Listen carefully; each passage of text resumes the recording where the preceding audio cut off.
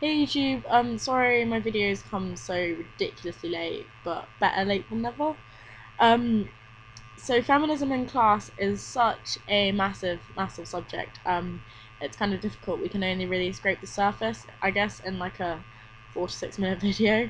I do have some points I want to make though. In terms of history, feminism in the UK was a movement that began with upper middle class women with a lot of time and a lot of money at their disposal. This is understandable and acceptable, but the fact that feminism has been always pretty bad at recognising classism and social class inequalities as problems that need to be addressed within feminism is not acceptable. And the fact that, as Holly was saying, classism is still an issue that feminists today struggle with, that's a huge problem, and it's frankly, really frustrating and kind of baffling that we have difficulty with it still, seeing as we've had so long to try and tackle this. Another point I wanted to make was about how the different movements do or don't combine.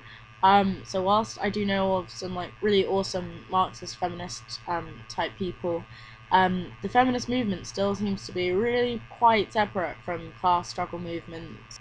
This is in part because of the different movements acting as if they're, one is more important than the other, and engaging in these pointless, like, oppression Olympic type arguments that, women are more oppressed than working class people, or the other way around, or instead of realizing that the two cannot be separated because working class women still exist. And there are still so many feminists out there that still don't quite get the concept of intersectionality and, think the issues of gender oppression and class can be separated. They can't. There's no other way about it. Take, for example, this whole idea that, women should be classy and that you should act in a classy way to get men to respect you, or all of that bullshit. So as well as the obvious like silencing and policing of women's behaviour, there's clearly a huge class issue, meaning that upper class women are more likely to be coded as ladylike and, desirable as long as they shut up and look pretty, I guess. Whilst working class women are more likely to be degraded as unladylike, and therefore are stripped of a certain level of their humanity. And there are just a million other examples where class and gender intersect in a way that you can't divide or say like one bit is more important than the other, and you need to look at it as a whole. And feminists need to stop ignoring class as an issue. So another issue I wanted to talk about as well was the exclusivity of the feminist movement, especially in terms of language.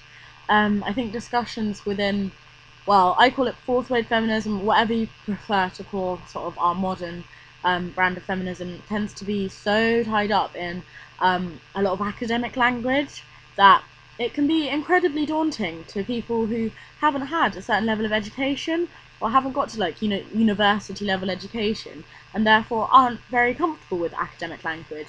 This sort of thing can really restrict who does or doesn't get involved in the feminist movement quite a lot, and we know that due to classism it tends to be the middle and upper classes that are more likely to get the level of education that allows a better understanding of sort of a lot of academic discourse.